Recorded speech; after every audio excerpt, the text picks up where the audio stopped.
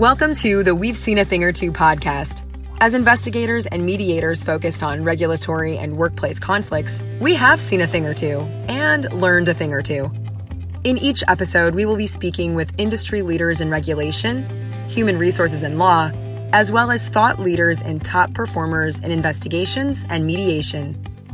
We bring our audience interesting and cutting-edge information on conflict management as it relates to professional regulation and workplace disputes. This industry is one of many views, and we have to say that some views shared by our guests are not necessarily shared by the We've Seen a Thing or Two podcast, its host, or sponsors. Today's show is brought to you by Benard Associates, trusted investigation and mediation professionals since 2004. Now here's your host, Dean Benard.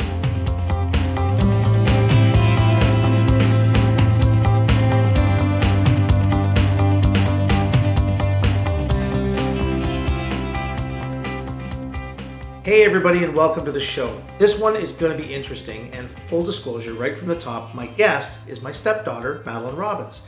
Now, before you all decide that this is some fluffy episode to give Maddie some airtime, let me make it clear it isn't. In today's world, we often disregard the younger people in the world, the impact that they have and will have in society as leaders. Maddie is an interesting young woman who can share insights that even those of us who've been around the horn a few times can learn from. So let me tell you a little bit about Maddie. Maddie's a recent graduate from Fairleigh Dickinson University in New Jersey. She completed both her undergraduate degree in business management with an emphasis in human resources and her Master of Business Administration, all at the age of 23.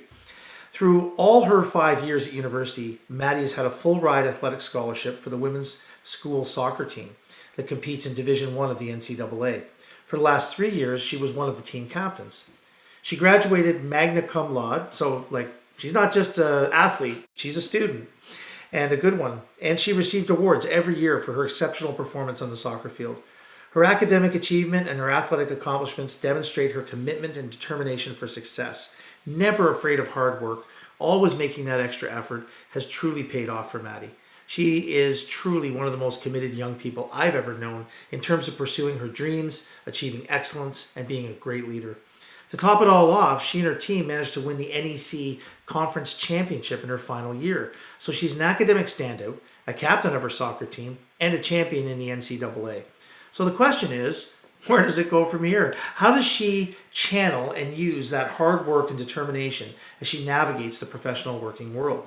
Now, of course, many of you, I'm sure, are thinking, what else is he going to say about her? Of course, she's great in his eyes. And yes, I am biased a little. Okay, maybe a lot.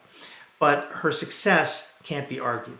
And I wanted to get some perspectives from a young person who's really getting ready to enter that working world, maybe as a professional athlete or maybe as a human resources professional. Either way, what do younger people see for their future? How do they anticipate leading as they embark on a new chapter of their life? I'm so happy you're joining me here, Maddie. Welcome to the show. Such kind words. Thank you so much, and I'm so happy to be here. That's great. Well, let's get right into it. So the work-life balance for a student athlete can be pretty intense. I mean, I've seen how hard you've had to work and how you have to balance things. What strategies or techniques did you employ to maintain this balance, and how will you adapt those techniques for your professional world? So I believe some strategies and techniques I have employed to maintain the balance were one, journaling, and two, creating a to-do list every single day, no matter how big the tasks, personal or for school, such as even getting my nails done. Everything I found important to the structure of my day for that day, I would put on the list, no matter what. This got me to bed at night, to be honest, because when that list was all checked off at the end of the day, I knew I had accomplished everything I needed to get done for that day, which made me sleep better personally, and especially for practices, for lifts in the morning, because I was a student getting up at 6 and 7 a.m. to be at the Rothman for that workout to lead my team. So I had to make sure I was bringing that energy. Right. I don't believe I will change or alter these techniques and strategies further into my personal career because the way I do them now really works for me personally. So I will just continue doing what I'm doing. But also I have learned to say no in my personal life as well. I know the activities and situations that will drain my battery as a student athlete, and I know the ones that will boost it. Right. I have realized how much I love my personal time in my schedules. Don't we all? Yes, I can be very independent, which I love. It really allows me to reflect on everything going on around me. It allows me to focus on my goals, allows me to improve myself through individual activities such as reading. This last semester of school, I got into reading, which I'm very proud of myself to do because I really didn't like it. And now I will keep that in my professional life. I will continue to read books on self-improvement and will continue to teach myself now that I'm out of school. Right. Those are all great techniques. And learning to say no is the one that jumps out at me. It's a good one because, frankly, at my age, I still struggle with that. And you ought to know I have a hard time saying no. So you've successfully navigated this journey as an NCAA athlete.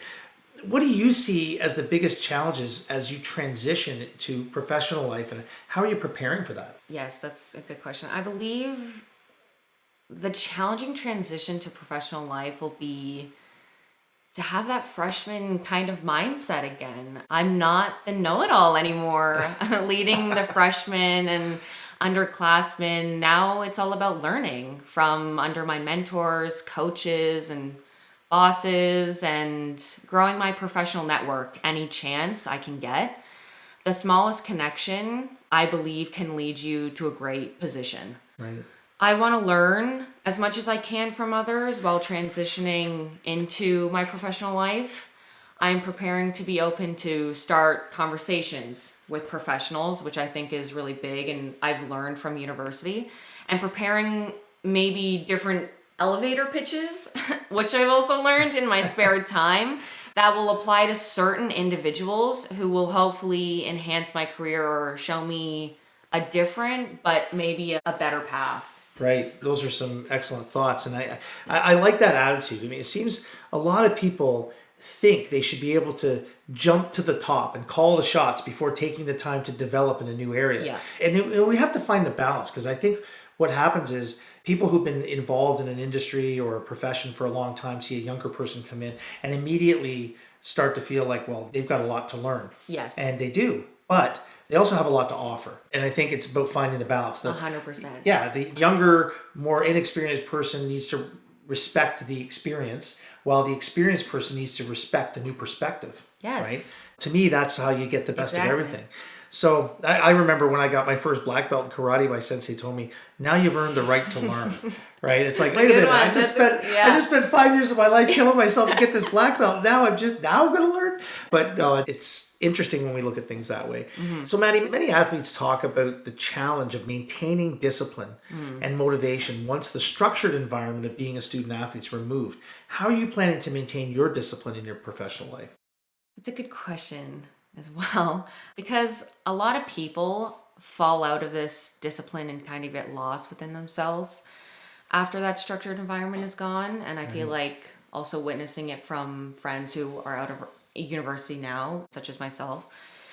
But I believe to maintain discipline, you always need to think about the end goal or the small result you are reaching, whether it be short-term or long-term, but that goal has a deadline, has a date that you want to achieve. Goals that don't have that date are goals that I don't believe will be achieved. Right.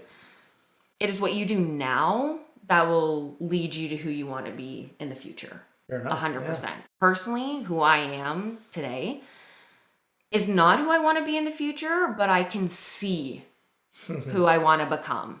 And I will become that person and will get onto that vibration. I can see that vibration. I can feel the frequency. And that is how I maintain my discipline. There is someone out there, always, who wants what I want.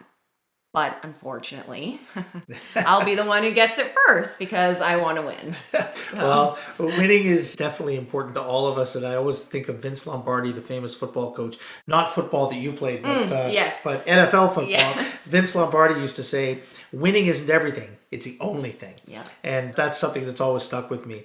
So moving on. Yeah. An NCAA champion requires a high level of teamwork. That team, to be the championship team, has to have that teamwork. How do you plan to transfer that understanding of teamwork into a professional setting, which might have a different dynamic or a different kind of teamwork? Yeah, this is such a good question because I feel like I've had experience from this from my 5 years at school. And in my understanding, I think everyone is different on a team and needs to be dealt with differently. Each team member brings different skills to the table. Others may be quieter or more outspoken, but they are all working towards the same goal, which would, I believe, relates to the business setting as well. Or they need to perform individual goals, each team member as well, but with the help of the team members around them. In the professional setting, I believe this dynamic stays the same and the teammates feed off of each other. In the professional setting, people are looking to reach a goal, individual or team as well. In sports, it's to win the game. But in both settings, you need help from the people around you. I believe it is important to create relationships with your teammates. The more vulnerable we are with each other, to share ideas, criticism, and trust are the teams that will succeed every time. Yeah, absolutely. And it's interesting because what you're talking about there in some ways is a concept of inclusion and psychological safety. Yes. Right? So like in a workplace, we all need to be able to speak our mind. We all need to be able to say how we feel about things and not fear that we're going to get our head ripped off because we criticize something. And that's what I wanted to bring to my team with also, we did mediations every Friday with our team members, and we had a person there that would mediate our conversations, which really helped, but it was only once a week. So someone had to be that leader in between those 6 days out of the week. So I took what we learned from there, but also used my own techniques to make sure all the girls felt safe on my team and to feel like they had a voice. Yeah, that's so important. A leader who doesn't give their team members a voice is a terrible leader, in my opinion. Yeah. But so, no, I agree. We win together, we lose together, and we rebuild and we grow together. Exactly. Right? So how do you think your experiences as an athlete have prepared you to handle conflicts or difficult situations in the workplace? We're kind of segueing right into that whole conflict thing. We are. And number one thing, especially from my experience, is control your emotions. I've seen my share of red cards, not because of tackles, actually, but because of my mouth. And I have simply learned that fighting fire with fire leads you to a bigger fire. Right. Or in my NCAA career, kicked out of a game or two. Yeah, I remember that one of those. It was a good week for me. But in all seriousness, in every conflict or difficult situation, I believe every story needs to be heard and every side needs to be listened to. And people's feelings need to be supported because you never know what your teammate or coworker is going through personally that day, that week, that month. You just don't know. People need a place to feel, again, vulnerable, safe, and know that if they share what needs to be changed or within others, that others around them are willing to change too. And when I speak on the willingness to change, I believe that some people do not believe they are the problem, and especially also in the workplace, and do not see the issues they are causing until they are called out on them. And it is their choice if they want to see themselves as the issue or not. Reflect and change or blame others around them, and nothing ever changes. Right. If they do that. Yeah. So really what I'm hearing you say then is that it's all about taking accountability in conflict. Yeah. And really that, in my view, is one of the biggest hurdles to resolving conflict. Being willing to accept your role in the conflict. And many people will not, simply won't do that.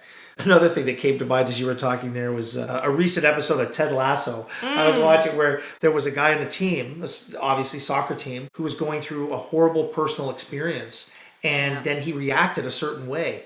And nobody gave that person any consideration. Like the fans were mad at him. Everybody was mad at him without thinking, wait a minute, this guy has something else going on in his life. And we all see these people and we see each other sometimes as just, we should be able to do what we need to do and always be able to completely separate personal from professional, but that's not always easy, right? It's not always easy. Yeah, because, they bleed together. Yes, they do bleed together, and you have to be, again, vulnerable and willing to support the feelings beyond. 100%. Yeah. So that's a nice segue actually into the next question, which is around employee well-being.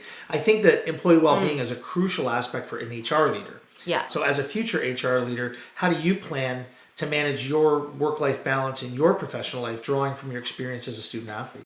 I'm going to circle back to one of my questions before. I believe to manage my work-life balance in my professional life, I will just continue to learn how to say no.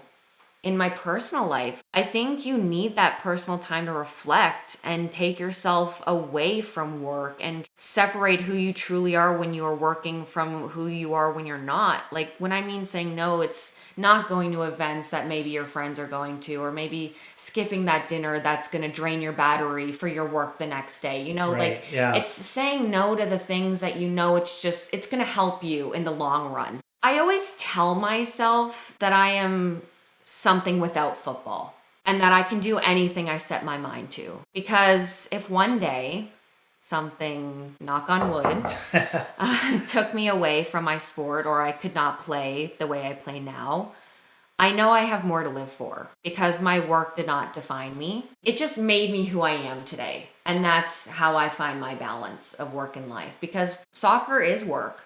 I train every single day. I go to the gym every single day. I'm on the field when I need to be, because I'm preparing for my professional life to sign a contract. And I think especially for an HR leader who must deal with many things on a day-to-day basis, especially emotions that maybe even carry on to you, I think you need to separate that leader from who you are inside, and to not, again, hold things you have been dealing with you all day on your back and just putting extra stress on yourself. You just need to separate work from your life that you live on your own personal time. Yeah, that's such a healthy attitude and great advice. I remember when I was an athlete, I reached a point, not as far as you, I reached a point where, I went to college to play football, again, a different kind of football. But then I realized I hit a point where, you know what, Dean, you don't really have what it takes to be that professional athlete you thought you were going to be. Okay, you could be an okay college athlete, but you're never going to be a professional athlete. And you're really only going to be a mediocre college athlete, because that's just the way it is, right? I mean, and for me, that was really, really tough, because my whole identity was, I'm a football player. That was everything. And suddenly that's taken away, and it's like, okay, well, who am I now? Yeah. What's next? I had to reinvent myself, right? And that's a tough thing for people to do. The question, who am I, can be so difficult for some people, especially with the identity of sports and being that athlete. Because I remember even sometimes at school, we would say, we're not student athletes, it's athlete student. So, even just that mindset, it's like you're fully student, and so. And fully athlete, which is yeah, exactly. Yeah. And it's tough because, again, it's like you feel, really, I think for any athlete, at some point, even the greatest, even Messi one day will hang him up. Yeah. And then how will he, with all his hundreds of billions of dollars, I'm sure he'll be fine. But even for somebody like him, one day soccer will end. And then who am I from that point forward? Look at Tom Brady. I think that's why guys like that have a hard time retiring. Yeah. Yes. Right? But anyway, we could talk about that all day. Exactly. So let's get back to what we're here to talk about. Can you share some of your leadership qualities that you've developed as an athlete and a team leader that you think would be beneficial in a professional setting now, outside of sport? One quality for sure I've developed is vulnerability, and I think it will be beneficial in a professional setting. As an athlete and also a team leader, I have developed the ability to speak up when I have made a personal mistake, to say sorry to others, and to accept criticism from others, which is huge. Being an honest and an authentic leader allows others to feel safe around you and allows them to have someone to go to when they need help. Right. Another quality I have developed is humility. I have learned to put others before myself and have learned to put other people's feelings before my own. With this, I've developed tremendous empathy for other people as well. Yeah, and empathy is so important. Yeah, 100%. And the vulnerability piece. What jumped out at me with your answer was authenticity. Even in the work that we do, because I have to tie this back to the work that we do. 100%. As investigators, I always say to people, don't pretend to be something you're not. Like, don't go into an interview, for example, with somebody pretending to be something you're not, trying to put on these airs of being officious and I'm in control. Just be yourself. Being authentic is, people detect that. And sometimes they don't even know they detect it, but people know when they're dealing with somebody who's giving them the straight goods and somebody who isn't, right? And so it's really important. Okay, so one more question, last question. Yeah. I'd like for you to share your experiences where you've had to motivate yourself or others in a challenging situation. How would you apply this in motivating your colleagues or team members in a workplace? Wow, okay. Good last question. Well, I'm not letting you off easy. Yeah. Well, I have many kind of experiences, from locker room talks to post-game loss speeches, and also extremely competitive practices.